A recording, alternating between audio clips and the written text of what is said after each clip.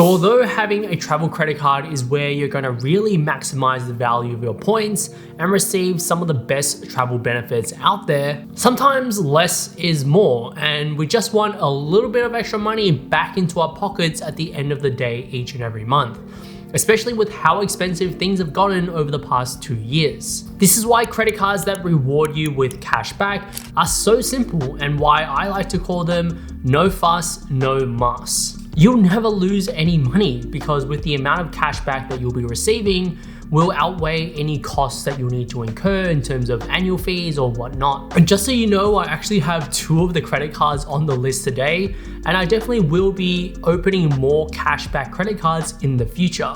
And with that being said, let's go over my top 5 cashback credit cards for 2023 and potentially 2024 as well. The first card on the list is the Westpac Altitude Rewards Black Card. As a sign-up bonus, you'll receive 140,000 Altitude reward points after spending $6,000 in the first 120 days, plus a reduced first-year annual fee of $150 before reverting to $295 in the second year. However, if you're an existing Westpac customer, the annual fee can be reduced even further down to $99 for the first year. And don't worry if you're not an existing Westpac customer. If you're not, you can very easily just sign up to an everyday transaction account, which is completely free to do, and then apply for this credit card after. So the 140,000 Altitude reward points is worth at a minimum $590 in EU gift cards, and once we factor in the reduced annual fee of $99, this means the net cashback benefit to you will be $491. This is Westpac's highest earning credit card, so on an ongoing basis, you'll receive 6 points per dollar spent whenever you purchase flights with Qantas, Virgin, Singapore Airlines, or Emirates. You'll receive 2 points per dollar spent at retailers such as Spotify, David Jones, Myer, and The Iconic, and then 1.25 points per dollar spent on all other domestic purchases. You'll also receive 2 complimentary Priority Pass lounge passes every year, which in my opinion is way more beneficial than receiving lounge passes at Qantas or American Express at Melbourne and Sydney Airport. Because with Priority Pass, you have access to over 1,400 airport lounges from around the world, regardless of which airline you're flying with or your cabin class. This card is definitely one of Westpac's more premium credit cards, so it does require you to have a minimum income requirement of $75,000, and the lowest credit limit for this card will be $15,000. So perhaps this card isn't the best for beginners out there who are looking for their very first credit card. However, if you've opened a few credit cards working full time, then feel free to sign up for this credit card. The second card on the list is the ANZ Rewards Black Card, which is a card that I personally have, except the version that I have is for the frequent flyer, where I earn Qantas frequent flyer points. Now, as a sign-up bonus for new ANZ customers, you'll receive 180,000 ANZ reward points after spending just $3,000 in the first 3 months from sign-up. Additionally, you'll also receive $150 cash back, which will go towards offsetting the $375 annual fee. Now, the 180,000 ANZ reward points is worth a whopping $800 in gift cards. So once we factor in the additional $150 cash back and the annual fee that you'll need to pay, at the end of it all, you'll be up $575. I really like this card because the spend requirement to actually meet the sign-up bonus is really reasonable at only $3,000, meaning you only need to spend $1,000 every month for the first 3 months. In my opinion, you should never be spending more than what you would normally spend just to meet these sign-up bonuses, because then it kind of nullifies the cash back that you'll be receiving if you're purchasing things that you otherwise normally wouldn't. Now, if you are actually struggling to reach that spend requirement and just need a little bit of a boost to meet that spend criteria, then I do have a secret tip up my sleeve. Using sites like Shopback, Cash Rewards, or my favorite, the Macquarie Marketplace, you can purchase discounted gift cards that goes towards your spend criteria.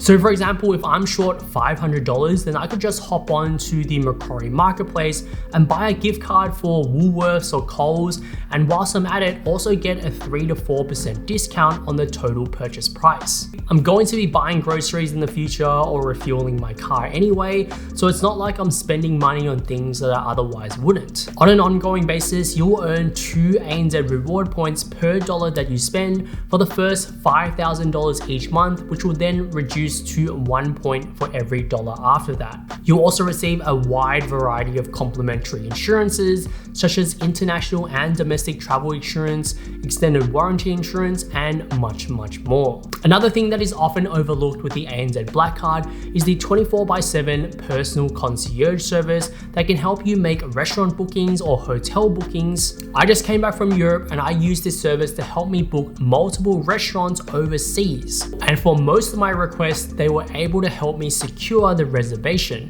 which was a game changer, which meant that I didn't have to line up for those restaurants when I got there. So I definitely would recommend using this service for your next international travel, especially if the country that you're going to is not in your native language and there's some sort of language barrier there. The next card on the list is another Westpac card, except this time it's the Altitude Rewards Platinum Card. As a sign-up bonus, you'll receive 100,000 Altitude reward points after spending just $3,000 in the first 3 months, plus a reduced first-year annual fee of $99 before reverting to $175 in the second year. However, once again, if you're an existing Westpac customer, then they'll reduce the first-year annual fee to $0. The 100,000 Altitude reward points are worth at a minimum $500 in e-gift cards, and given the fact that there's a $0 annual fee, this means net you're going to receive $500 in cash back for this credit card. In comparison to the Altitude Rewards Black Card, the earn rates for reward points is slightly lower for this credit card.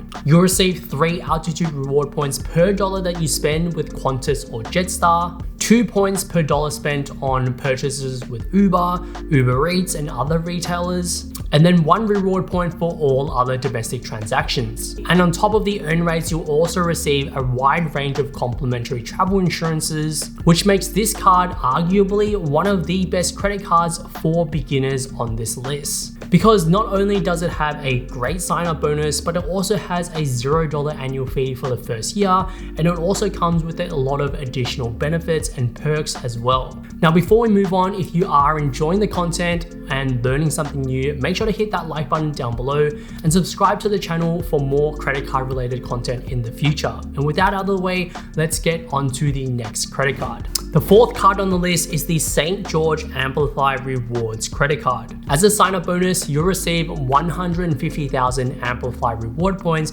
after spending $12,000 in the first 12 months, plus a reduced first-year annual fee of $199 before reverting to $295 in the second year. However, if you are an existing St. George customer, then they'll reduce the first-year annual fee down to $99. And once again, if you aren't an existing St. George customer, then don't worry, because you can, like Westpac, sign up for their everyday transaction account for free and then sign up for this card after. So the 150,000 reward points is worth at a minimum $675 in e-gift cards. And when we take away the annual fee, assuming you're an existing customer, the net benefit to you comes to $585. Now, don't let the high spend requirement of this card deter you from signing up.